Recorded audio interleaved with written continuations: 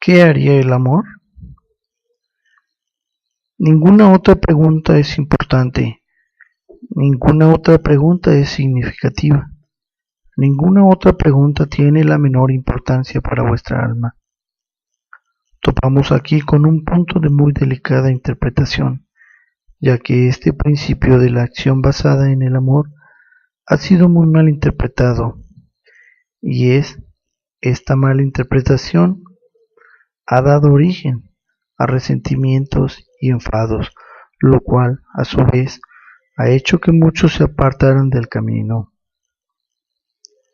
Durante siglos han enseñado que la acción basada en el amor se deriva de la decisión de ser, hacer y tener cualquier cosa que produzca el mayor bien a otro.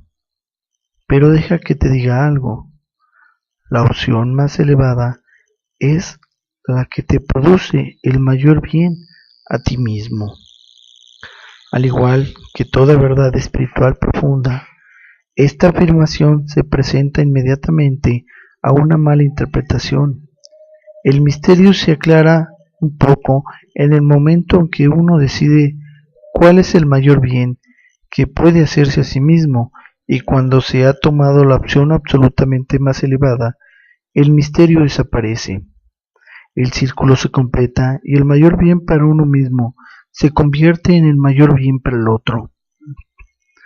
Puede que se necesiten varias vidas para entender esto, incluso varias más para ponerlo en práctica, ya que esta verdad gira en torno a otra aún mayor.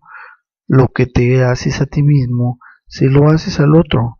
Lo que le haces al otro, te lo haces a ti mismo. Y ello porque tú y el otro son uno. Y ello porque no hay nada más que tú. Todos los maestros que han transmitido y que han transitado por ese planeta Tierra lo han enseñado. En verdad les digo que lo que hacéis a uno de mis hermanos más pequeños, me lo hacéis a mí. Sin embargo, para la mayoría de las personas se ha quedado simplemente en una gran verdad esotérica, con una escasa aplicación práctica. En realidad, se trata de la verdad esotérica con mayor aplicación práctica de todos los tiempos. En las relaciones con los demás es importante recordar esta verdad. Sin ella, dichas relaciones resultarán más difíciles. Volvamos a las aplicaciones prácticas de este saber y dejemos por el momento su aspecto puramente espiritual y esotérico. Muy a menudo, con la anterior interpretación, la gente con buena intención y en muchos casos auténtico sentimiento religioso hacia lo que consideraba que sería lo mejor para la otra persona, hacía lo que consideraba que sería lo mejor para otra persona. Lamentablemente todo esto hacía que en muchos casos, en la mayoría de ellos, se continuara abusando el otro, que continuaran los malos tratos y las disfunciones en las relaciones. Finalmente, la persona que trataba de hacer lo correcto para con el otro, perdonar enseguida, mostrar compasión, hacer continuamente la vista gorda ante determinados problemas y comportamientos, se convertía en una persona resentida, colérica y desconfiada, incluso ante Dios, pues ¿cómo puede un Dios justo pedir ese sufrimiento, esa tristeza y ese sacrificio interminables, aunque sea en nombre del amor? La respuesta es que Dios no pide eso. Dios pide únicamente que te incluyas a ti mismo, que te incluyas a ti mismo entre aquellos a quienes amas. Pero Dios aún más va más lejos. Dios propone y aconseja que te incluyas el primero. Y lo hago con plena conciencia de que algunos de vosotros llamarán a esto como blasfemia, y en consecuencia no lo consideran mi palabra, y que otros harán algo que quizás sea peor, aceptar que es mi palabra y malinterpretarla o distorsionarla para sus propios fines, para justificar estos actos impios. Te lo aseguro, ponerte a ti mismo en primer lugar en su más elevado sentido nunca lleva a realizar un acto impío. Por lo tanto, si te has sorprendido a ti mismo cometiendo un acto impío como resultado de haber hecho lo que es mejor para ti, la confusión radica en no haberte puesto a ti mismo en primer lugar, sino en no haber entendido bien qué es lo mejor para ti. Por supuesto, determinar qué es lo mejor para ti requerirá que determines también qué es lo que pretendes hacer. Se trata de un paso importante que mucha gente ignora.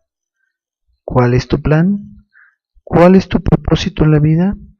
Sin responder previamente a esta pregunta, la cuestión de qué es lo mejor para ti en unas circunstancias dadas seguirá siendo un misterio.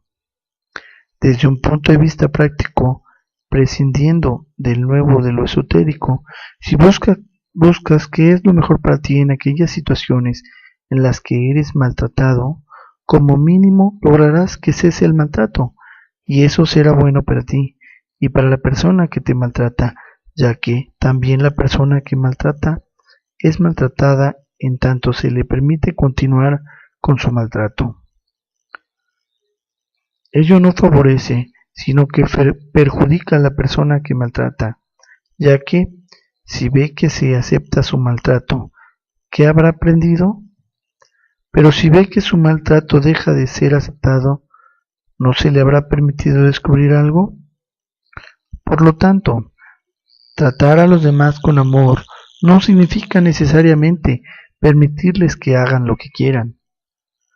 Los padres lo aprenden muy pronto con respecto a sus hijos, pero los adultos no lo aprenden con la misma rapidez con respecto a los otros adultos, ni las naciones con respecto a las otras naciones. No se debe permitir que proliferen los déspotas, sino que hay que poner fin a su despotismo. El amor hacia uno mismo y el amor hacia el déspota lo exigen a sí mismo. Esta es la respuesta a tu pregunta. Si el amor es todo lo que hay, ¿cómo podría el hombre justificar nunca la guerra? A veces el hombre debe ir a la guerra para realizar la más grandiosa afirmación de quién es realmente. Aquel que abomina la guerra, algunas veces debe renunciar a quien realmente eres con el fin de ser quien realmente eres. Hay maestros que lo han enseñado así. No puedes detenerlo todo hasta que no estés dispuesto a renunciar a todo. De este modo, para poder tenerte a ti mismo como un hombre de paz, puede que tengas que renunciar a la idea de ti mismo como un hombre que nunca va a la guerra. La historia ha requerido de los hombres decisiones de este tipo.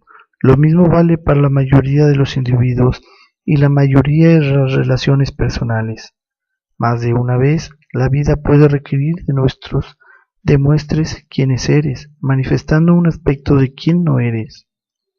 Esto no resulta tan difícil de entender si has vivido unos cuantos años, pero para la juventud idealista puede parecer el colmo de la contradicción. En un examen más maduro se aproxima más a la dicotomía divina.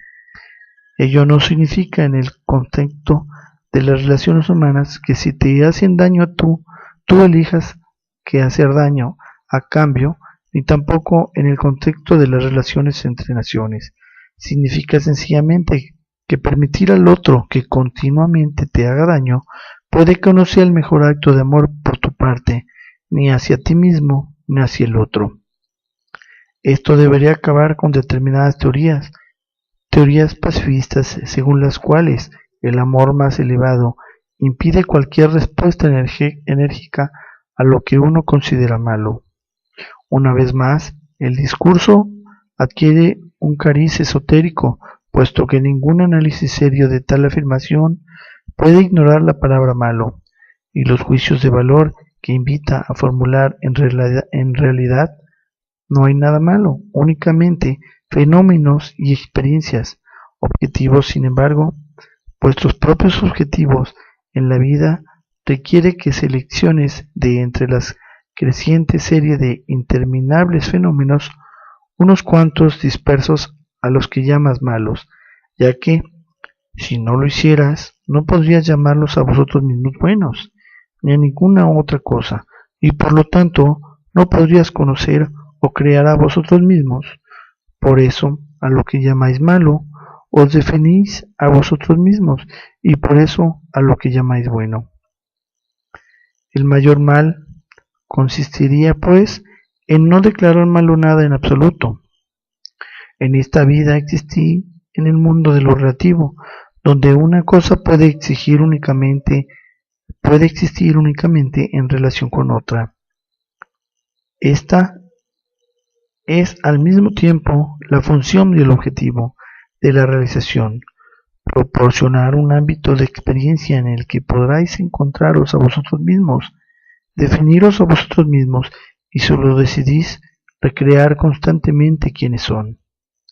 Decir ser como Dios no significa que decidas ser un mártir y, desde luego, no significa que decidas ser una víctima.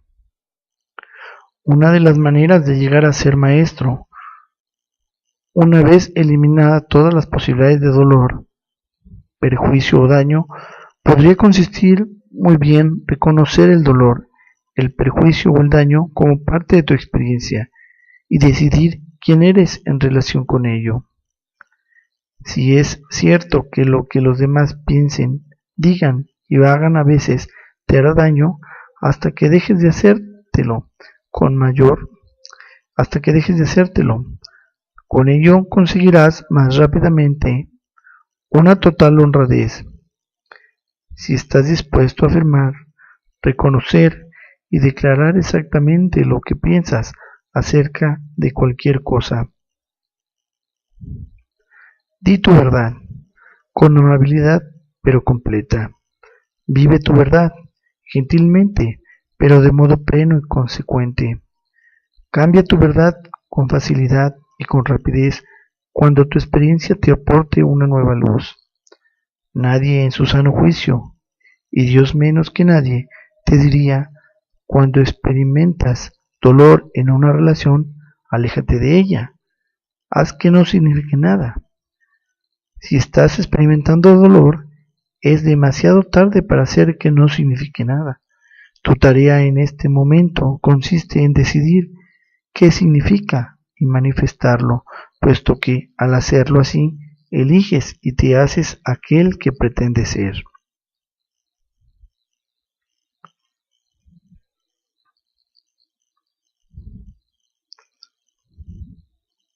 Entonces te ruego que me digas, ¿qué promesas debo de hacer en una relación? La respuesta a esto es la respuesta que no puedes oír, puesto que te dejaría sin ninguna pauta y vuelve nulo y sin efecto cualquier acuerdo en el momento mismo de tomarlo. La respuesta es, no tienes ninguna obligación, ni respecto a las relaciones, ni respecto a nada en la vida, ninguna obligación, ni tampoco ninguna restricción o limitación, ninguna pauta, ninguna regla, ni estás obligado por ninguna circunstancia, ni situación, ni por ningún código de leyes, ni eres merecedor de castigo por ninguna ofensa, ni eres capaz de cometerla, puesto que no hay nada ofensivo ante los ojos de Dios. No hay ningún camino que no pueda funcionar si estás dedicado a la tarea de crear tu yo. Si, por el contrario, te imaginas que estás dedicado a la tarea de tratar de ser lo que algún otro quiere que seas, la ausencia de reglas o pautas podrá ciertamente las cosas más difíciles. Pero la mente pensante se ve obligada a preguntar, si Dios quiere que yo sea de una determinada manera, ¿por qué no me creó desde el primer momento de esa manera? ¿Por qué esta lucha por mi parte para superar quién soy con el fin de convertirme en lo que Dios quiere que sea? Esto es lo que exige saber la mente meticulosa y con razón, pues se trata de una pregunta oportuna. Los teóricos de la religión os harían creer que yo os he creado como alguien que es menos que quien soy yo, para que podáis tener la oportunidad de llegar a ser como quien soy yo, superando todas las desventajas y añadiría superando todas las tendencias naturales que se supone que os he dado. Entre estas supuestas tendencias naturales está la tendencia al pecado. Se os ha enseñado que habéis nacido en pecado, que moriréis en pecado y que el pecado es vuestra naturaleza.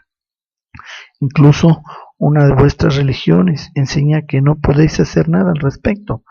Vuestras acciones resultan irrelevantes y sin sentido. Es una arrogancia pensar que debido a alguna acción vuestra podéis ir al cielo. Solo hay un modo de alcanzar el cielo, la salvación, y no es a través de vuestra iniciativa, sino por la gracia concedida de Dios a través de la aceptación de su Hijo como intermediario suyo. Una vez hecho esto, estáis salvados, y mientras no se haga nada de lo que podáis hacer, ni la vida que viváis, ni las decisiones que toméis, ninguna tentativa de vuestra voluntad esforzándose por mejorar o por ser honestos, tiene ningún efecto, ni ejerce ninguna influencia. Sois incapaces de haceros honestos, puesto que sois intrínsecamente deshonestos. Fuisteis creados así. ¿Por qué? Solo Dios lo sabe. Quizás cometió un error, quizás no le salió bien.